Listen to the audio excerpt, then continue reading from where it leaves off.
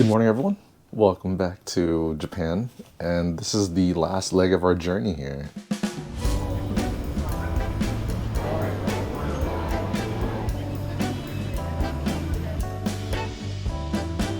Today we're actually heading down to Kamakura for a day trip, and then tomorrow is probably just going to be a last day shopping day for souvenirs and other knickknacks. Yesterday the gang went off and they went home, said goodbye to them in the morning, and then we just kind of took the rest of the afternoon to just sleep because, man, getting home at like 3 a.m. after that chicken skewer place was tiring. So we're going to check out Kamakura, which is about an hour and a half southward, check out the sites that they have over there. I'm really excited to see the giant Buddha statue that they have over there, and then see the famous train crossing near the ocean. The weather is clear today too, or it's not clear, it's clearer. It's not raining yet. It says on the forecast it'll rain in a bit later, but we'll cross that bridge when we get to it. But anyways, let's get to it.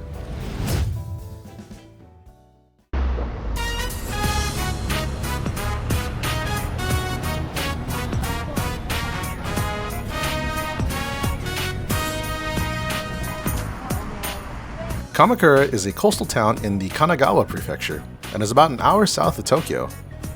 Historically, Kamakura was one of Japan's ancient capitals and served as the seat of the Kamakura shogunate established by Minamoto Yoritomo. As the first military government in Japan's history, the Kamakura shogunate lasted from 1185 to 1333.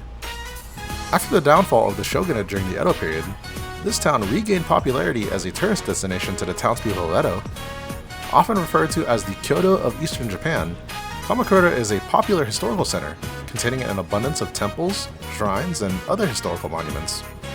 In addition, this city also boasts beautiful sand beaches that attract large crowds during the summer. Our first stop in this beautiful beachside town was to Tsurugaoka Hachimangu.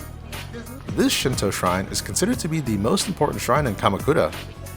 The shrine was founded in 1063 by Minamoto Yoriyoshi and enlarged and transferred to its current location by the first shogun of the Kamakura government, Minamoto Yoritomo. The shrine is dedicated to Hachiman, the patron deity of the Minamoto clan and the god of the samurai. The road leading up to the shrine is divided in half, with a central pedestrian pathway that's covered in cherry blossom trees.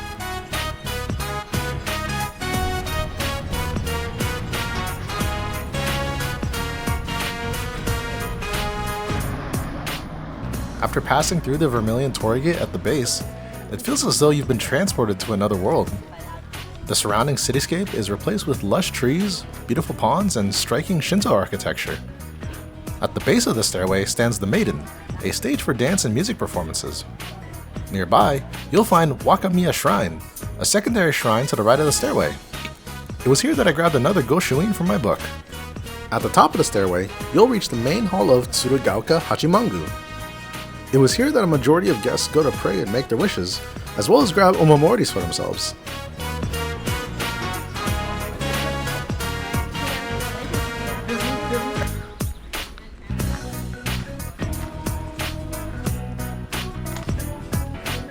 Once I made my wishes, I decided to take a quick break near one of the shrine's ponds to admire the scenery.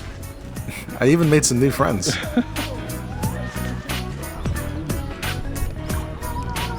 In the middle of this pond is Hataage Benzaiten Shrine. I stopped by, grabbed another Goshuin, and decided to head off to my next destination.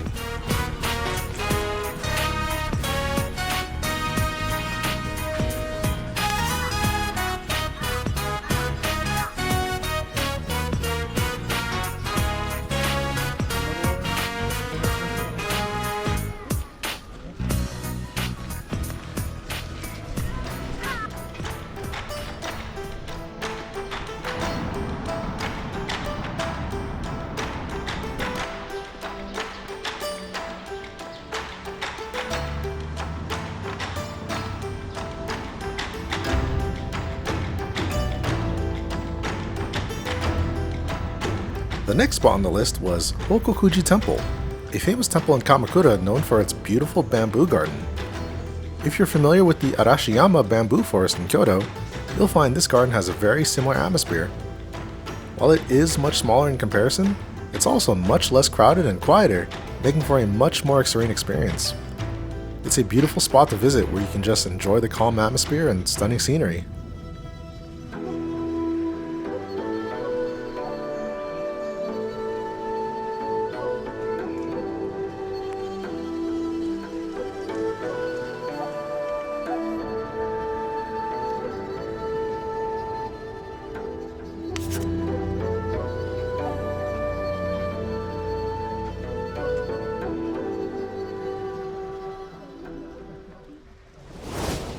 To reach our next destination, we headed back to Kamakura Station where we rode the famous seaside retro train, Enoden.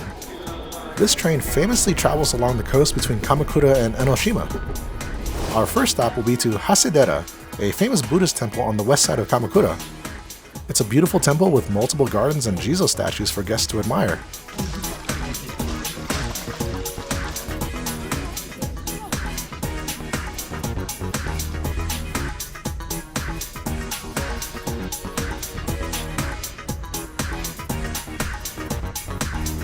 At the top of the temple grounds, guests will be able to admire the stunning view of Kamakura City.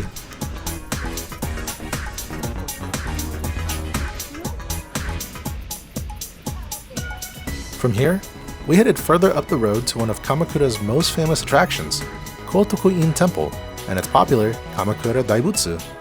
Standing at an impressive 11.4 meters, this bronze Buddha statue is the second tallest Buddha statue in Japan, surpassed only by the statue in Nara's Todaiji Temple. Originally, this statue was built inside a large temple hall. However, the temple walls were destroyed multiple times by typhoons and other natural disasters in the 14th and 15th centuries. Since then, this Buddha statue has been standing in the open air.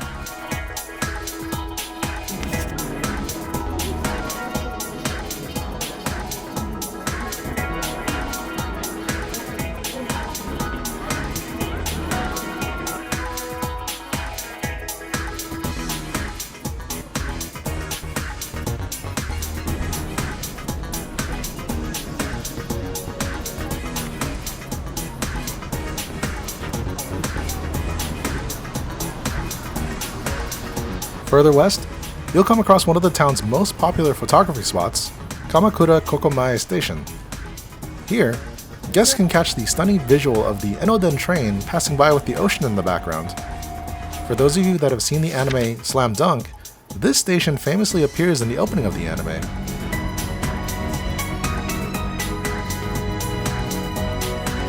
From here, you'll have easy access to the beach.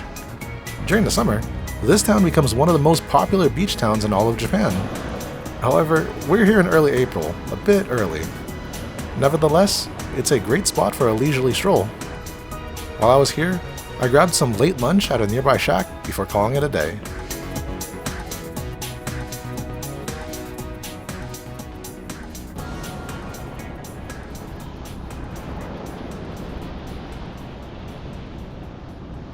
Good morning, guys. Welcome to our final day here in Japan. It's a bit sad, but it's been a good trip. Today is just going to be our shopping day. We're going to go around Tokyo, find any last-minute souvenirs that we can bring to the family and friends, and then just see what's around as well. But anyways, let's go ahead and get the day started.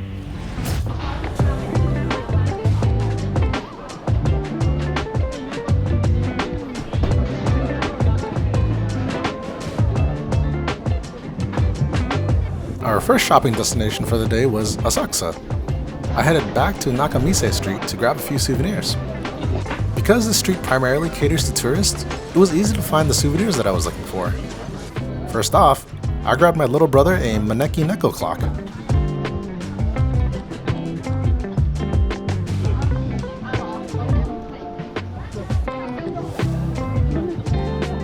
Further down the street, I stopped by a different store that was selling chopsticks and grabbed my parents a matching set.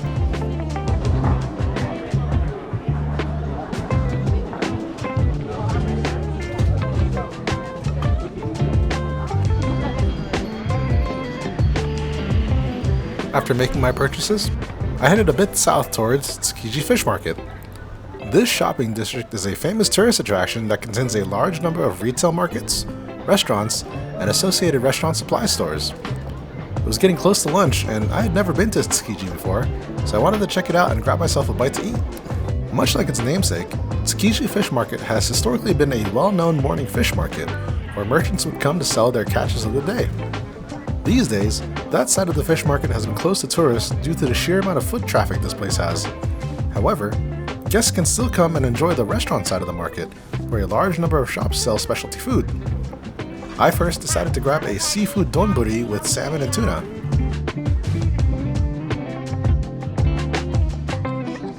Up next, I passed by a shop selling Wagyu steak skewers.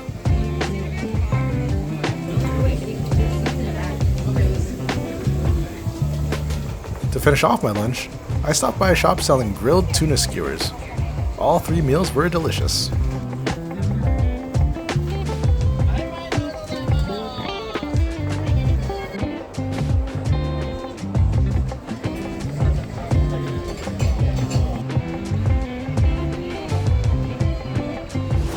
Up next, we headed off to the higher-end shopping area of Japan, Ginza. Ginza is Tokyo's most famous upmarket shopping, dining, and entertainment district, featuring numerous department stores, cafes, and other high-end attractions. The first shop I visited was Ippodo Tea, a famous tea shop founded in Kyoto, and while I was there, I grabbed my mom a matcha set.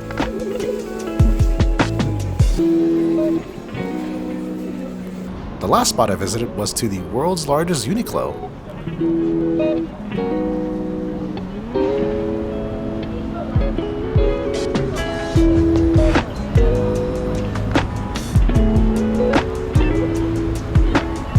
Here, I grabbed myself a custom shoulder bag before heading back to my hotel.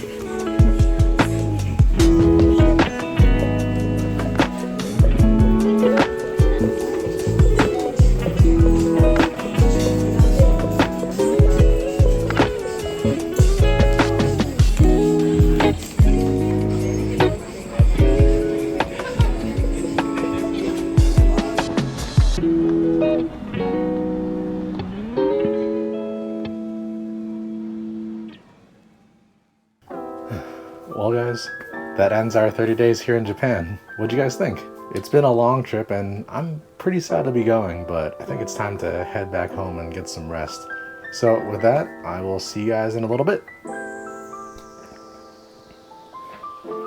Whoa, a reverse transition. I haven't done that yet. Anyways guys, I just wanted to say thank you to all of you that have stuck around the entire trip. A whole month in Japan, and I feel we barely scratched the surface. Definitely looking forward to going back again. So I'll need to make plans for the next one. Also, sorry these videos took so long to get out. In the middle of editing this series, I actually went to the Philippines, so keep an eye out for when that video drops. But now that we're back, what was your favorite part of the trip? Let me know down in the comments what your favorite part was, or if you learned something cool along the way. I think for me, my favorite parts of the trip were visiting all the temples and the shrines. They truly felt like what a picturesque image of Japan was in my mind. Plus, I was able to fill up my favorite souvenirs from the trip, my Goshuins, so really happy that I got these. Other than that, I really enjoyed the second half when my friends finally showed up. It was a great fun traveling around the country with them, and looking forward to the next time we can all do it together. Well, with that all said, I just wanted to say again, thank you so much for coming along with us on this journey, and looking forward to the next one. All right, see you guys later. Bye.